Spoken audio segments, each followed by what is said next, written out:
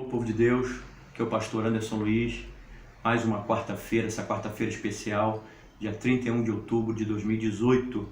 Queria compartilhar uma palavra com você lá no livro, na carta de Paulo aos Romanos, capítulo 1, versículo 16 e 17, que diz assim: Pois não me envergonho do Evangelho, porque é o poder de Deus para a salvação de todo aquele que crê, primeiro do judeu e também do grego, visto que a justiça de Deus se revela no Evangelho de fé em fé, como está escrito: o justo viverá por fé.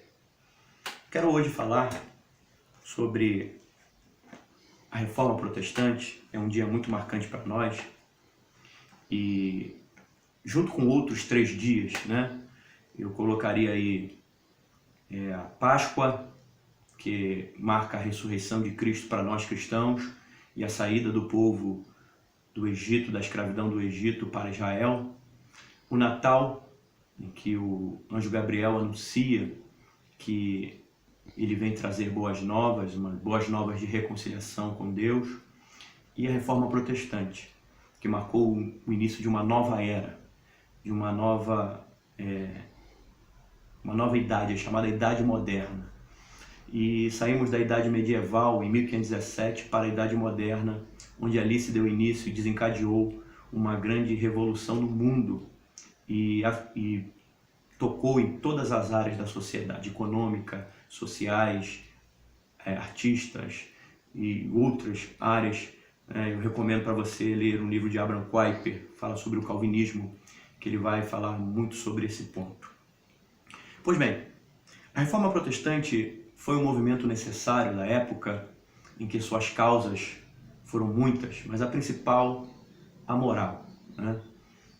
Desde 305 depois de Cristo, quando Constantino decretou o cristianismo como religião oficial de Roma, o cristianismo ele foi influenciado pela secularização, pelas religiões pagãs, e junto com isso os editos papais tomaram a mesma proporção do que o Evangelho, do que a Bíblia Sagrada, e ficaram no mesmo patamar.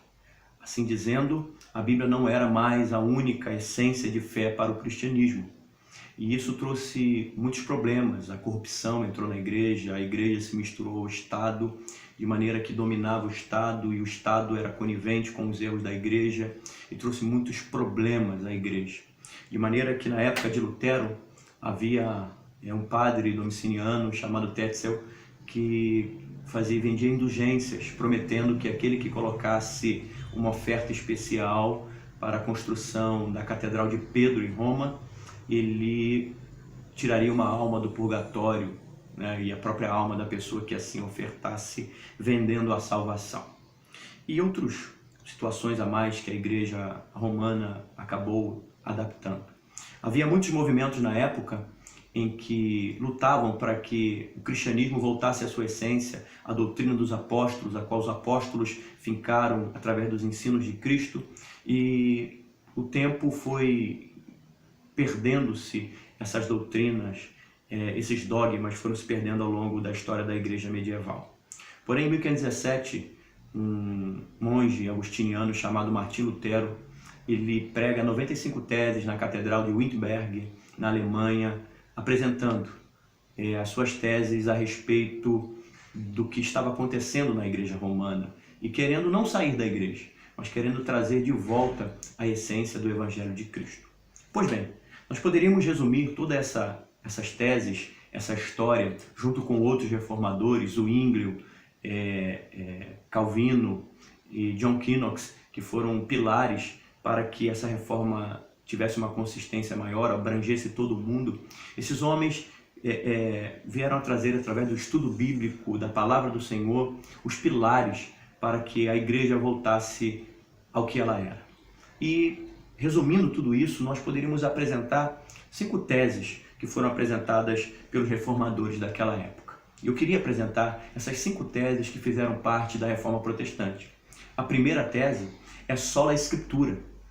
Somente a Escritura pode nos conduzir a Deus. Ela é a verdade, a única verdade. É ela que nos fala e nos revela quem Deus é. Como o homem pode fazer para alcançar a salvação. Somente através das Escrituras Sagradas nós temos o caminho para o céu. O segundo pilar que foi importante para esse retorno às Escrituras foi sola fide, ou somente a fé. Somente a fé verdadeira, genuína em Cristo Jesus, não uma fé na fé, não uma fé positiva, não, mas uma fé em Cristo, uma fé despertada pela exposição da palavra de Deus, essa fé gerada pelo Espírito Santo de Deus que conduz o homem à salvação. O terceiro pilar dessa reforma protestante foi sola gratia, que somente a graça de Deus é o veículo que Deus usa para trazer o homem a si. Por isso que Jesus diz que é o Espírito Santo que convence o homem do pecado, da justiça e do juízo. Somente através dessa graça, através do Espírito Santo de Deus, o homem pode conhecer a Cristo como Senhor. O quarto pilar dessa reforma foi solo Christus. Cristo é o único meio, é o único intercessor, é o único protetor, é a única cabeça. Somente Cristo é o intermediador entre Deus e o homem. Não existe outro meio em que o homem possa chegar a Deus, a não ser por meio de Cristo, do sacrifício substitutivo de Cristo, onde a justiça de Cristo é imputada em nós e os nossos pecados são lançados sobre eles. O último ponto é soli Deo glória, somente Deus a glória. Existe algo em nós que é o trono de Deus, e esse trono só pode ser ocupado pelo Senhor. A prioridade número 1 de nossas vidas é o Senhor. Por meio dele, por ele, para ele são todas as coisas. Somente a ele glória. Ele não divide a sua glória com ninguém. O meu eu, as minhas vontades não podem estar acima de Deus. Os meus desejos, os meus sonhos, a minha família, o meu dinheiro, os meus projetos não podem estar acima do Senhor. Somente a ele glória, honra e louvor para todo sempre. A igreja atual precisa voltar a esses princípios. Na realidade, precisamos de uma nova reforma dentro da igreja, para que voltemos às Escrituras, a uma fé genuína, à graça de Deus, somente a Cristo e somente a Deus glória. Eu sou o pastor Anderson Luiz, sou da Igreja Batista Casa do Senhor em Jardim Gramacho, na Rua Manaus, número 36. Queria te convidar para fazer uma visita, conhecer os nossos trabalhos. Os nossos cultos são às quartas-feiras, às 19h30, culto de oração. Domingo, Escola Bíblica Dominical, 9 horas da manhã. E às 18h30, o nosso culto de louvor e adoração. Vai lá, visite, leva um amigo, leva um parente para estar conosco. Tenho certeza que Deus há de falar profundamente aos seus corações. Deus te abençoe. Fique na paz.